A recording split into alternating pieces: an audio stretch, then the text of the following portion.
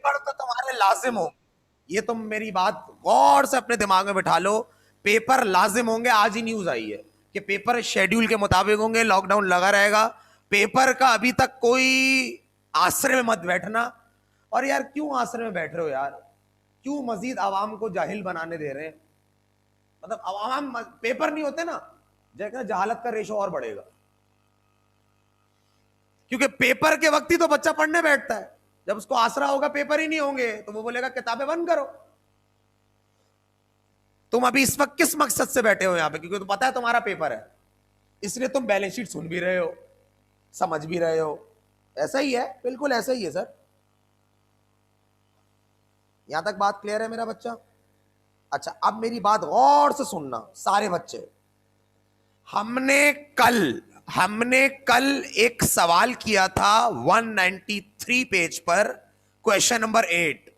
उसकी income statement और adjusting entry बना ली थी कल, और रिकॉर्डिंग भी मैंने डाल दी थी। आज तुम इसकी बैलेंस शीट बनाओगे, क्योंकि जल्दी से इसकी रिक्वायरमेंट पर आओ। क्वेश्चन नंबर 8 की रिक्वायरमेंट पर आओ, और रिक्वायरमेंट नंबर 2 पढ़ो क्या लिखा हुआ है। रिक्वायरमेंट नंबर 2 पढ़ो क्या लिखा हुआ है। पेज नंबर 194 पर रिक्वायरमेंट है, और सवाल स्टार्ट हो रहा है page number 193, question number 8, Ali and sons वाला। ये कल तुम बना चुके हो, उसकी एडजस्टिंग एंट्रीज और इसकी इनकम स्टेटमेंट। आज हम बनाने जाएंगे बैलेंस शीट। सारे बच्चों ने सवाल निकाल लिया? तुम्हारे पास सवाल बुक में भी होना चाहिए निकला हुआ। और एडजस्टिंग एंट्री तो अपनी नजर से कभी भी गायब मत करना। अगर तुमने एडजस्टिंग एंट्री गायब कर दी अपनी नजर से, तो मेरा बच्चा, वो जो चीजें हम एडजस्टमेंट से उठा के लिखते हैं, या ट्रायल बैलेंस और एडजस्टमेंट का जो प्लस माइनस करते हैं, वो तुम नहीं कर पाओगे। वो तुम नहीं कर पाओगे। तो जल्दी से पहले रिक्वायरमेंट पढ़ लो। Prepare balance sheet as at December 31st 2006। सबको नजर आ गया? 2000 sorry, question number 8 page number 194। Question number 8 page number 194।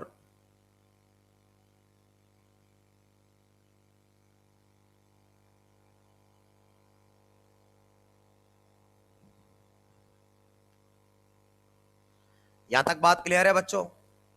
यहां तक बात क्लियर है? आइए जरा अब हम बैलेंस शीट बनाते हैं proper messrs Ali and sons की।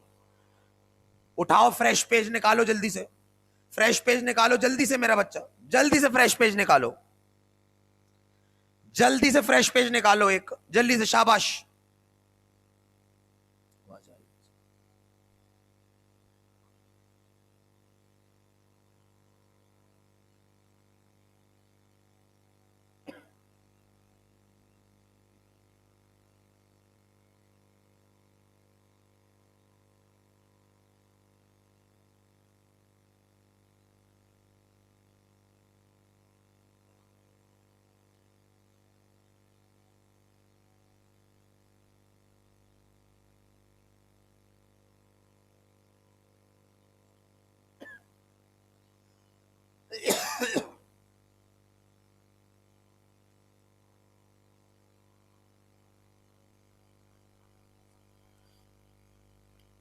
फ्रेश पेज निकाला, एक बैलेंस शीट बना लो जल्दी से। बैलेंस शीट का स्पेसिमेन बनाओ जल्दी से। जल्दी से बैलेंस शीट का स्पेसिमेन बनाओ, ढांचा बनाओ जल्दी से। बैलेंस शीट का ढांचा बनाओ मेरी जान।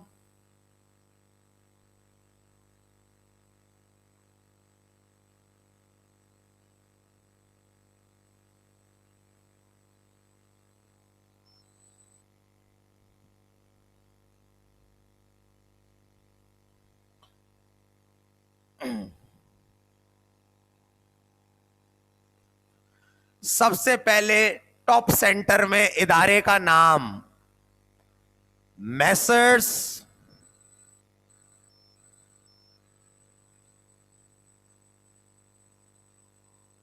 Ali and sons. कल वाले सवाल की करवा रहा हूं balance sheet.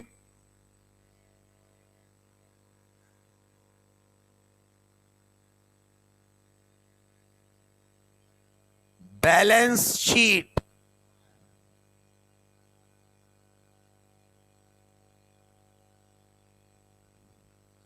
As at December 31st, 2006.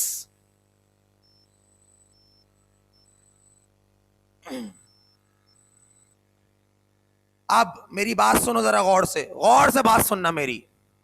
तुम्हारी नजर सवाल के ट्रायल बैलेंस में होनी चाहिए, जैसा मैं बोल रहा हूं। तुम्हारी नजर सवाल के ट्रायल बैलेंस में होनी चाहिए और एडजस्टिंग एंट्री में होनी चाहिए। दोबारा बोल रहा हूं, तुम्हारी नजर सवाल के ट्रायल बैलेंस में होनी चाहिए और एडजस्टिंग एंट्री में होनी चाहिए। एंट्री तुम्हारे रजिस्टर में बनी हुई है, एडजस्टिंग एंट्रीज। क्लियर है? आओ जरा सबसे पहले हम एसेट का कॉलम बना लें।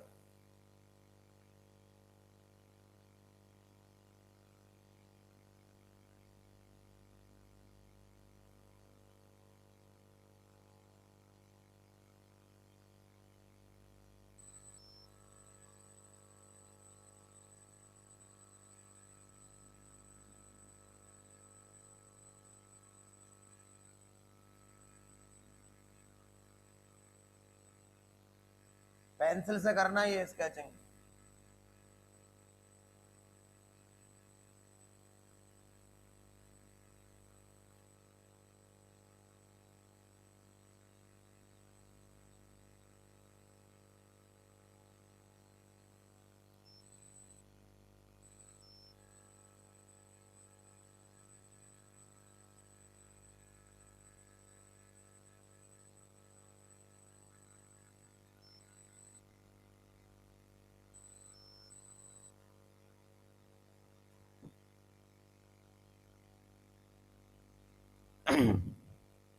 सबसे पहले आप यहां पर टॉप पे हेडिंग डाल दें एसेट्स,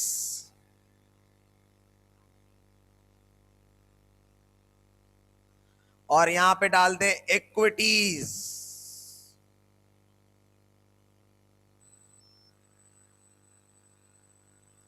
हाँ भाई, सबसे पहले हम असेट का कॉलम फिल करेंगे और असेट के कॉलम में सबसे पहले हम करंट असेट को लिखेंगे। एक एक करंट असेट आएगा यहां पर, चाहे वो ट्रायल बैलेंस में हो या वो एडजस्टिंग एंट्री में हो। एक एक करंट असेट आएगा हमारे पास। सर करंट असेट के जरा थोड़े से नाम बता दें ताकि हमें याद आ जाए जल्दी से। Cash, cash at bank, account receivable, merchandise inventory ending. जरा इसके बारे में बाद में लिख लेना, पहले मेरी बात सुन लो। Cash, cash at bank, merchandise inventory ending.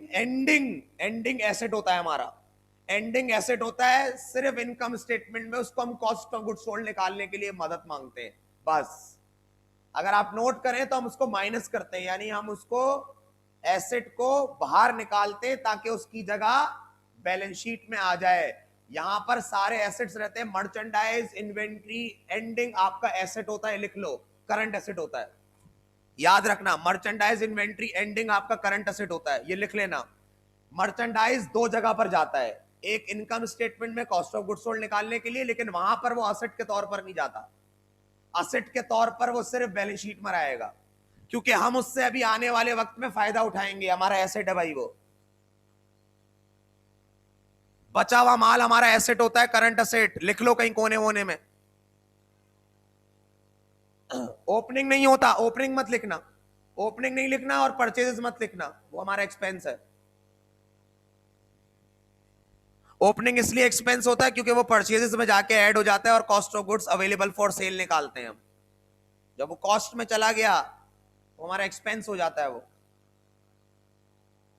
क्योंकि उससे कॉस्ट ऑफ गुड्स सोल्ड बनता है हमेशा। याद रखना, कॉस्ट ऑफ गुड्स सोल्ड बनता है उससे हमेशा, इसलिए हमारा एक्सपेंस होता है। याद रखना, एंडिंग को हम निकाल देते हैं उसमें से। एंडिंग को निकालते इसलिए था कि वो हमारा एसेट है ना, वो कहां जाएगा, बैलेंस शीट में जाएगा। क्लियर है? बाकी इतनी डिटेल जानने की जरूरत नहीं है अभी, सिर्फ लिख लो अपने पास। मर्चेंडाइज इन्वेंट्री एंडिंग आपका करंट असेट होता है। करंट असेट, बचा हुआ माल। तो cash, account receivable, merchandise, prepaid, ये सब आपको मैंने कॉमन नाम बता दी जो कि आपके करंट असेट में आएंगे। और बाकी अगर आपको सवाल देख के मैं बताता जाऊंगा बेटा ये भी करंट असेट है, क्लियर है? अभी कॉमन नाम है ये। सबसे पहले अपने ट्रायल बैलेंस में देखो, तुम्हें कैश वाला करंट असेट नजर आएगा। सबसे पहले तुम ट्रायल बैलेंस में देखो, तुम्हें कैश वाला करंट असेट नजर आएगा। जल्दी देख के बताओ मुझे, हां या ना। ट्रायल बैलेंस में देखो, तुम्हें कैश नजर आएगा 10,000 रुपए, 10,000 रुपीज तुम्हें नजर आ रहा है। 10,000 रुपए वाला एसेट कैश वाला करंट असेट है, करंट असेट है कैश, कैश करंट असेट है। तो करंट असेट की हेडिंग डाली हुई है, लिख दूं उसी के नीचे? लिखो मेरा बच्चा, पहला बिस्मिल्लाहिर्रहमानिर्रहीम करंट असेट कैश।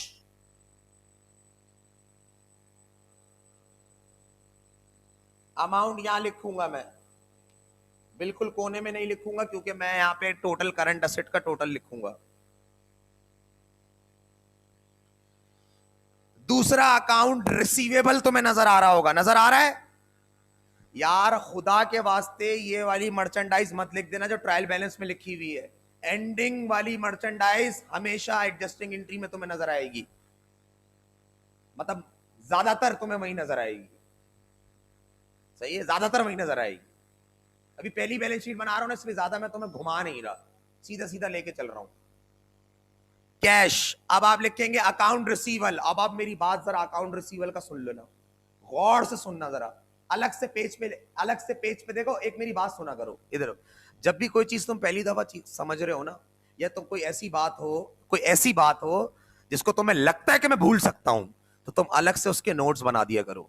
लिखो जरा जल्दी से लिखो जरा।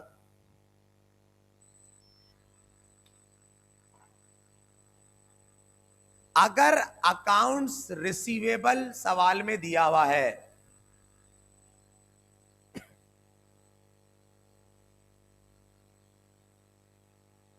अगर अकाउंट्स रिसीवेबल सवाल में दिया हुआ है,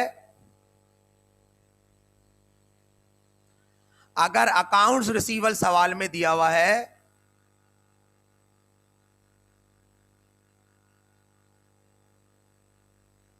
और हमें अलाउंसेस फॉर बैड डेट भी नजर आ रहा है, और हमें अलाउंसेस फॉर बैड डेट भी अगर कहीं नजर आ जाए, और अगर हमें कहीं अलाउंसेस फॉर बैड डेट भी नजर आ जाए,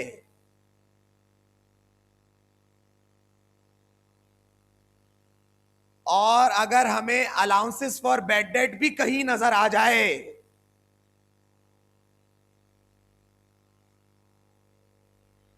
और हमें अगर अलाउंसेस फॉर बैड डेट भी कहीं नजर आ जाए,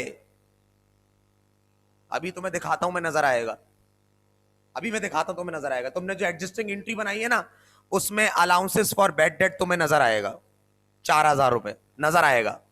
हाँ सर, इसका बैड डेट एक्सपेंस तो हमने इनकम स्टेटमेंट में लिखा था।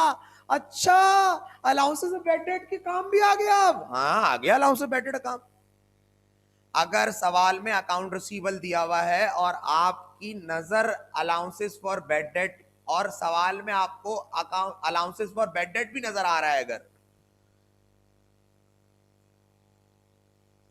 अगर सवाल में अकाउंट रिसीवेबल दिया हुआ है और आपको अलाउंसेस फॉर बैड डेट भी कहीं नजर आ जाए, तो हम उस अलाउंसेस फॉर बैड डेट को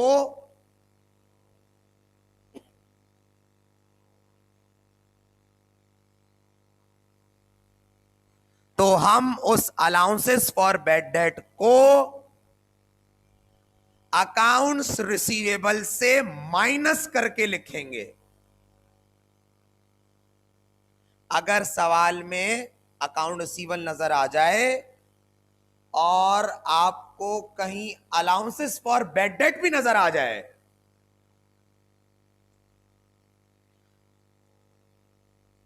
तो अलाउंसेस फॉर बैड डेट को हम अकाउंट्स रिसीवेबल से माइनस करके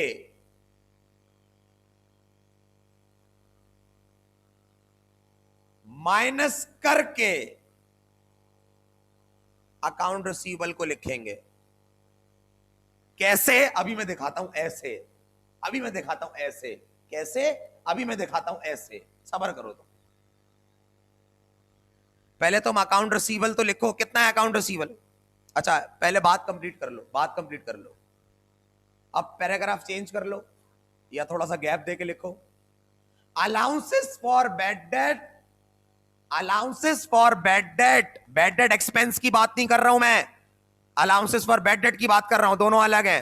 बैड डेट एक्सपेंस एक्सपेंस होता है, allowances for bad date accounts receivable का कॉन्ट्रा अकाउंट है, कॉन्ट्रा ऑपोजिट, वैल्यू कम करने वाला खाता, Contra opposite. Allowances for bad date is a contra of account receivable. Allowances for bad debt is a contra of accounts receivable. देखो मैंने cash पे बात रोक दी है, एक एक चीज डिटेल में बता रहा हूं। हाँ, कोई भी चीज मिस नहीं होनी चाहिए मेरे बच्चों एग्जाम में। देखो कैश लिख के जगह छोड़ दी ना मैंने। अब चेक करो, अकाउंट रिसीवेबल के बारे में बात कर रहे हैं, पहली दफा लिख रहे हैं, पहली दफा बैलेंस शीट बना रहे हैं, तो डिटेल पता होनी चाहिए आपको पूरी। Allowances for bad debt, allowances for bad debt is a contra of accounts receivable. Opposite, opposite contra का मतलब क्या है? Opposite, अकाउंट रिसीवेबल की वैल्यू को कम करता है ये। यार अपना दिमाग लगाओ ना। अगर मुझे लगता है कि मुझे लोगों से पैसे लेने थे पहले, सुनो एग्जाम्पल सुन लो, ऐसी मिसाल दे रहा हूं ऐसी। पहले मैं समझता था कि मुझे लोगों से 50,000 रुपए लेने हैं, अब मुझे शक है कि इसमें 4,000 रुपए डूब जाएंगे। तो भाई अगर 4,000 डूब जाएंगे तो माइनस करो ना अकाउंट रिसीवेबल से। वो शक जो होता है ना, पैसे डूबने का जो शक होता है, उसको अलाउंसेस फॉर बैड डेट कहते हैं। According to the prudence concept, according to principle of conservatism, accounting का प्रिंसिपल है एक कि record your future losses now. तुम्हें लगता है कि मुस्तकबिल में कोई नुकसान होने वाला है, उसको आज अपने दिल पे, आज आज रो लो, आज रो लो। उस वक्त रोना तुम्हारे लिए सेहत के लिए अच्छा नहीं है, आज रो लो। तो मुझे बताओ, अगर तुम उम्मीद करते हो कि तुम्हें 4,000 रुपए नहीं मिलेंगे अकाउंट रिसीवेबल में से, अकाउंट रिसीवेबल क्या होता है? पैसे लेने वाला खाता, जबानी एग्रीमेंट। अकाउंटिंग साल के एंड में एडजस्टिंग बताती है कि इतना पैसा आपको डूब जाएगा, एक शक, हम एक प्रोविजन निकालते हैं, डाउटफुल डेट भी कहते हैं इसको, doubtful debt, provision for doubtful debts, allowances for bad date. खुदा के वास्ते अलाउंसेस फॉर डेप्रिसिएशन मत ले आना यहां पे उठा के, वो अलग चीज है यार, पता चला वो उठा के ले आए तुम। डेप्रिसिएशन का ताल्लुक फिक्स एसेट से होता है, करंट एसेट से नहीं है कोई, और अकाउंट रिसीवेबल हमारा करंट एसेट है। Allowances for bad date is a contra of account receivable. हमें पहले 50, देखो अकाउंट रिसीवेबल कितना है, जल्दी से देखो, जल्दी से देखो, कैश के नीचे दिया हुआ है 50,000, जल्दी से देखो, ट्रायल बैलेंस में देखो 50,000 लिखा हुआ है। क्या मैं अभी भी लोगों से 50,000 एक्सपेक्ट करता हूं कि वसूल हो जाएंगे? नहीं, उसमें से 4,000 डूब जाएंगे। जो डूबने वाला अकाउंट है ना, इसका नाम है allowances for bad date. Clear है मेरा बच्चा? देखो सुनो मेरी बात, बैड डेट एक्सपेंस जाता है इनकम स्टेटमेंट के ऑपरेटिंग में, और अलाउंसेस फॉर बैड डेट आपका बैलेंस शीट में हमला करने जाता है अकाउंट रिसीवेबल पे। मुझे बताओ अकाउंट रिसीवेबल कहां रहता है? असेट है, बैलेंस शीट में रहता है। तो मुझे बताओ इस पे हमला करने के लिए allowances of bad debt balance sheet में जाएगा ना, और कहां जाएगा? ओबे हाँ यहां तक बात क्लियर है? अब देखो मैं लिखूंगा कैसे, देखो मैं लिखूंगा कैसे, गौर से देखना। सबसे पहले मैं यहां लिखूंगा अकाउंट्स रिसीवेबल, गौर से देखना कैलकुलेशन। मैंने यहां लिखा अकाउंट्स रिसीवेबल 50,000। यहां क्यों लिख रहे हैं सर? क्योंकि अभी तक इसमें से अलाउंसेस और बैड डेट माइनस नहीं हुआ है। अब तुम अपने पास एडजस्टिंग एंट्री में देखो, अलाउंसेस फॉर बैड डेट नजर आ रहा है तुम्हें? Allowances for bad date adjusting entry में देखो, नजर आ रहा है?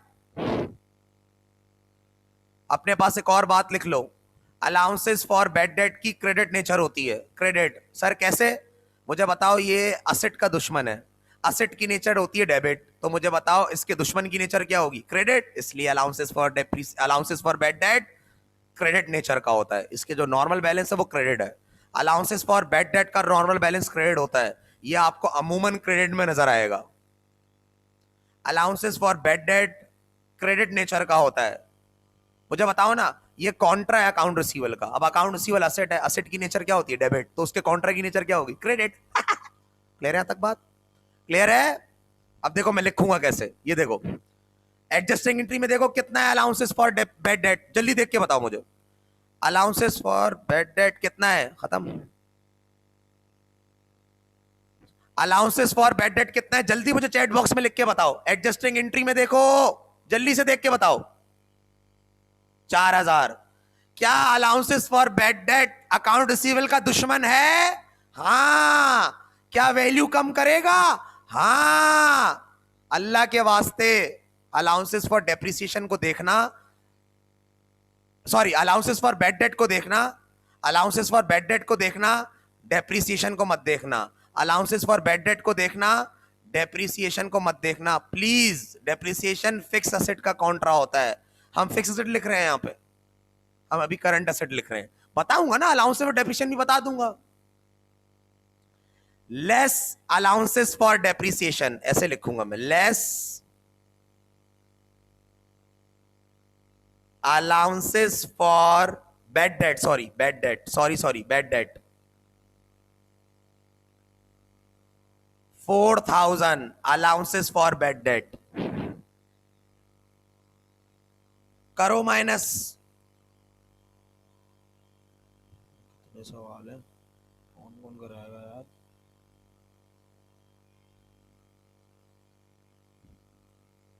करो माइनस करो, कितना आ रहा है, 46,000 ऐसे लिखेंगे हम यहां पे।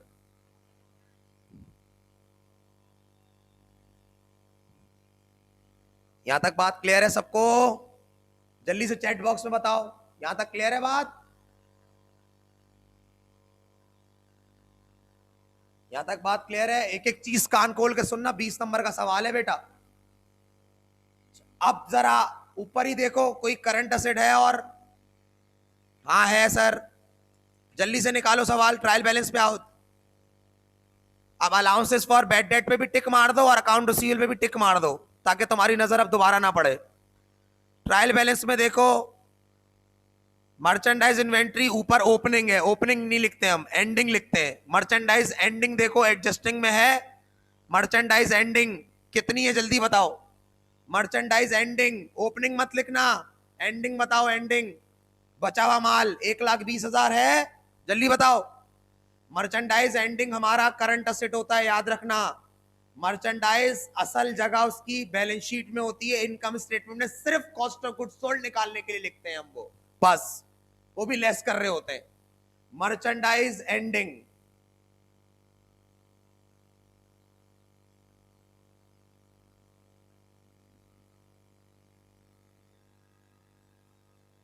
कितना जल्दी बताओ, कितना, 1,20,000। अब जरा जल्दी से तलाश करो ट्रायल बैलेंस में कोई ऐसा तो नहीं है जो रह गया हो, ट्रायल बैलेंस में देखना। हाँ सर है, prepaid insurance, prepaid insurance current asset होता है, प्रीपेड, प्रीपेड करंट असेट होता है, लिख दो प्रीपेड इंश्योरेंस। ट्रायल बैलेंस में देखो प्रीपेड इंश्योरेंस दिया हुआ है, प्रीपेड इंश्योरेंस ये है आपका 20,000, 20,000।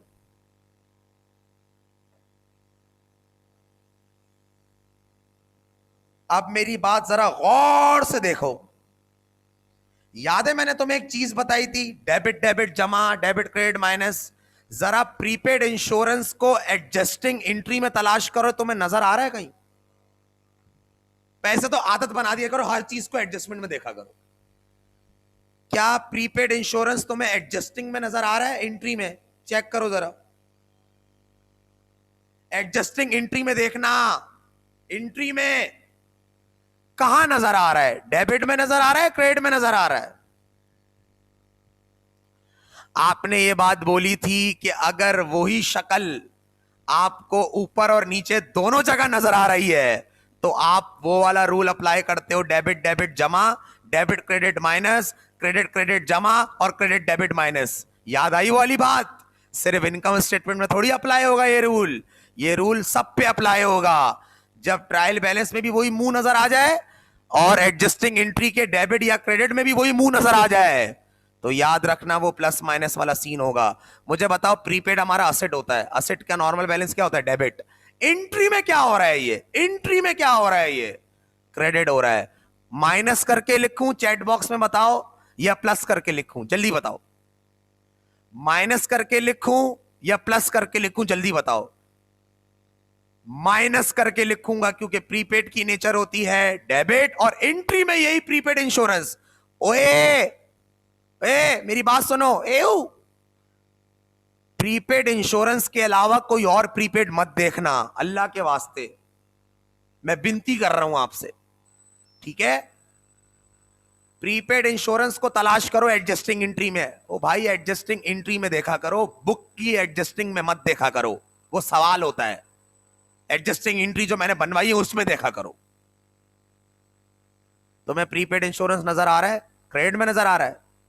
पहले कितना था? पहले कितना था? पहले जब भी बोलूं ना, पहले कितना था? ट्रायल बैलेंस में देख के बताओ, पहले कितना था? 20,000। पहले कितना था? 20,000। चैट बॉक्स खाली है, कोई नहीं बता रहा, मैं अपने आप से बातें कर रहा हूं ऐसा लग रहा है। मुझे बताओ कितना क्रेडिट हो रहा है एंट्री के अंदर? एंट्री में देख के बताओ, प्रीपेड इंश्योरेंस क्रेडिट कितने से? 4,000 से। अगर नॉर्मल बैलेंस किसी का डेबिट है और अगर एंट्री में वो क्रेडिट हो रहा है तो माइनस करके लिखेंगे, माइनस का 4,000।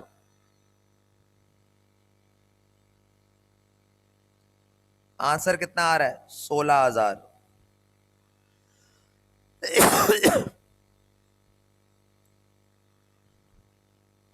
और कोई करंट असेट देखो, अब ट्रायल बैलेंस में देखो, और कोई करंट असेट जल्दी से देखो। ट्रायल बैलेंस में करंट असेट है कोई? ट्रायल बैलेंस में कोई करंट असेट है? जल्दी देख के बताओ। ट्रायल बैलेंस में कोई करंट असेट है और ट्रायल बैलेंस में नहीं। फर्नीचर है वो फिक्स असेट है, सेल्स हमारा रेवेन्यू है, अकाउंट पेबल लायबिलिटी है, कैपिटल हमारी ओनर इक्विटी है, सप्लाईज, हाय हाय हाय सप्लाईज आ गया, सप्लाईज भी करंट असेट होता है। अल्लाह, जरा मुझे देख के बताओ, सप्लाईज के बारे में एडजस्टिंग में कोई बात हो रही है? नहीं हो रही तो एज इट इज लिख दो। हो रही है कोई बात? सप्लाईज वाले करंट असेट के बारे में कोई एडजस्टमेंट में बातें हो रही हैं? बताओ, जल्दी बताओ सब। एडजस्टमेंट जब भी बोलूं एंट्री देखा करो। नहीं हो रही? एज इट इज लिख दूं? एज इट इज लिख दूं? बोलो यस। एज इट इज लिख दूं? माइनस प्लस करने की जरूरत तो नहीं है? सर कब करते हैं माइनस प्लस? जब वही मुंह ट्रायल बैलेंस में भी हो और वही मुंह एडजस्टिंग एंट्री में भी हो। क्लियर है यहां तक बात? एज इट इज लिख दूं? लिख दो, सप्लाईज। अमाउंट बताओ, अमाउंट बताओ। 6,000।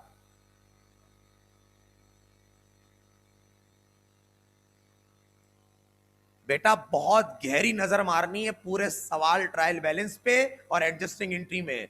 कोई एक भी चीज रह गई, बैलेंस शीट टैली नहीं होगी, क्योंकि मैंने बताया था असेट और इक्विटीज बराबर होते हैं, बराबर नहीं होंगे कभी भी।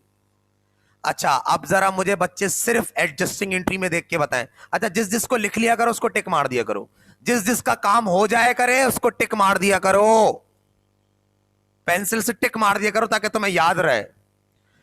अब जल्दी से मुझे देख के बताओ, सिर्फ एडजस्टमेंट में कोई प्रीपेड तो नहीं है, कोई करंट असेट तो नहीं है?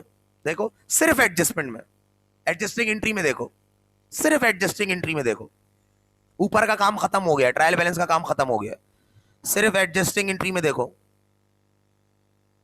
कोई करंट असेट तो नहीं है? हाँ, प्रीपेड रेंट है सर, सर प्रीपेड रेंट है, सर प्रीपेड रेंट है। टिक मारो जल्दी से, प्रीपेड रेंट को टिक मार के लिख दो, जल्दी से लिख दो प्रीपेड रेंट को टिक मार के। शाबाश।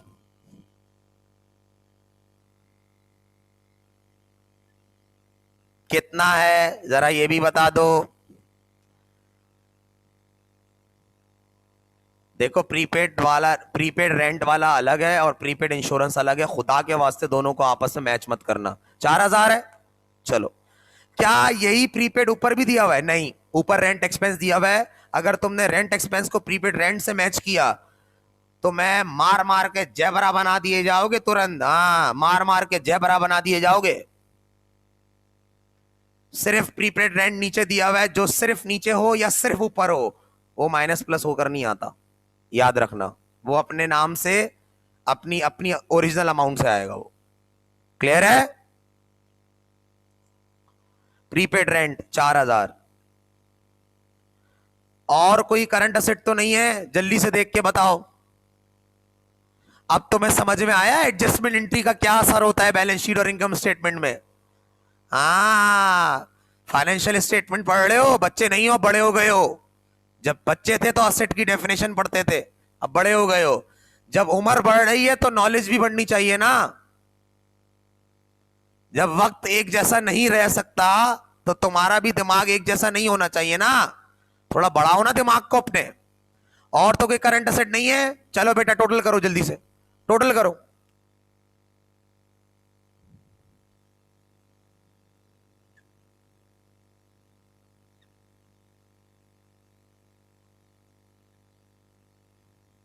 टोटल करंट असेट जल्दी बताओ।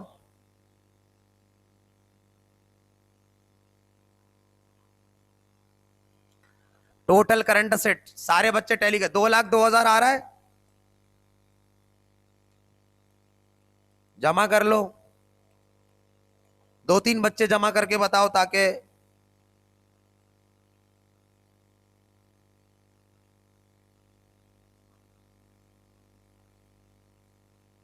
2,02,000 आ रहा है भाई, शाबाश। टोटल करंट असेट देखो, मैं यहां नहीं लिखूंगा, यहां लिखूंगा 2,02,000, 2,02,000। अब आप हेडिंग डालेंगे फिक्स्ड एसेट की। सवाल में देखो एक ही फिक्स्ड एसेट दिया हुआ है, फर्नीचर। सवाल में देखो एक ही फिक्स एसेट दिया हुआ है, फर्नीचर दिया हुआ है। सवाल में देखो एक ही फिक्स एसेट दिया हुआ है, फर्नीचर। देख लो जल्दी से, ट्रायल बैलेंस में देखा करो। दिया हुआ है? अच्छा, दिया हुआ है, ओके। पहले तो नाम लिख दो इसका और अमाउंट लिख दो जल्दी से। नाम लिख के अमाउंट लिख दो। फर्नीचर कितना है जल्दी से बताओ। फर्नीचर कितना है बच्चों? फर्नीचर कितना है जल्दी बता दो। फर्नीचर है आपका 50,000 रुपए, 50,000। अब जरा मेरी बात सारे काम छोड़ के गौर से सुनो। सारे काम छोड़ के मेरी बात सुनो गौर से। तुम्हें देखो एडजस्टिंग एंट्री में अलाउंसेस फॉर डेप्रिसिएशन नजर आ रहा होगा। बैड डेट नहीं, बैड डेट का काम हो चुका है। अलाउंसेस फॉर डेप्रिसिएशन नजर आ रहा होगा एडजस्टिंग एंट्री में। देखो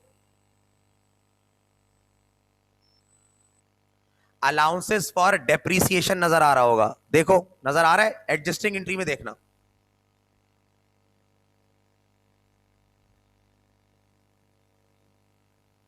एडजस्टिंग एंट्री में देखो अलाउंसेस फॉर डेप्रिसिएशन नजर आ रहा है, डेप्रिसिएशन। बैड डेट मत देखना, डेप्रिसिएशन देखो। 5,000 लिखा हुआ होगा, देखो 5,000 लिखा हुआ होगा अलाउंसेस फॉर डेप्रिसिएशन। मैं डेप्रिसिएशन एक्सपेंस की बात नहीं कर रहा, मैं जिसकी बात किया करूं ना उसकी सुना करो तुम, वो सुना करो प्लीज। अपनी तरफ से कोई भी नक्शे मत खींचने लग जाना। अलाउंसेस फॉर डेप्रिसिएशन नजर आ रहा है तुम्हें 5,000 रुपए, जल्दी बताओ। अब लिखो इसके बारे में, लिखो इसके बारे में अलग पेज पे लिखो, लिखो लिखो जल्दी लिखो।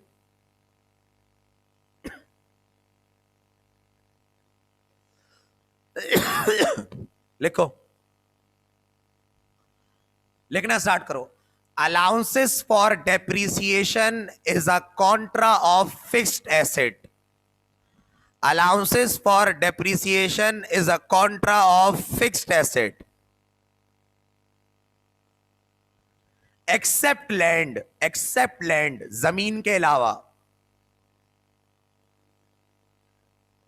जमीन पे डेप्रिसिएशन नहीं लगता, याद रखना। सर क्यों नहीं लगता? क्योंकि IAS 16 के मुताबिक जमीन की अनलिमिटेड लाइफ होती है। मैं एग्रीकल्चर लैंड की बात नहीं कर रहा हूं, मैं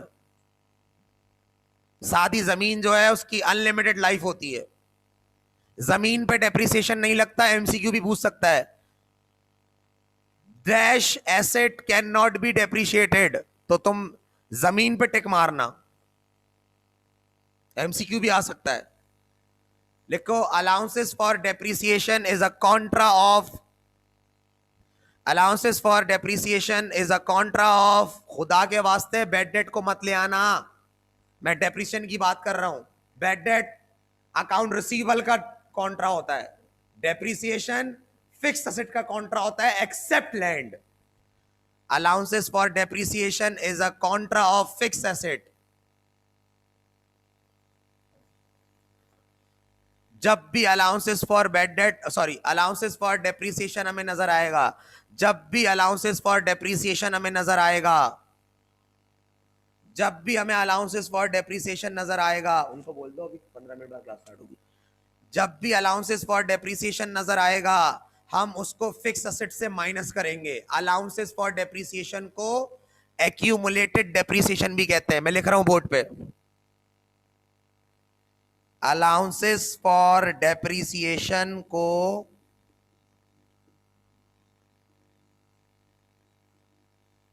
अलाउंसेस फॉर डेप्रिसिएशन को एक्यूमुलेटेड डेप्रिसिएशन भी कहते हैं। एक्यूमुलेटेड का मतलब होता है इकट्ठा।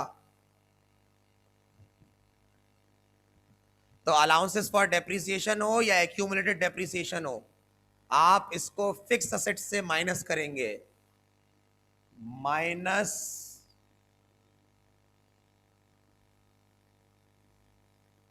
From fixed asset,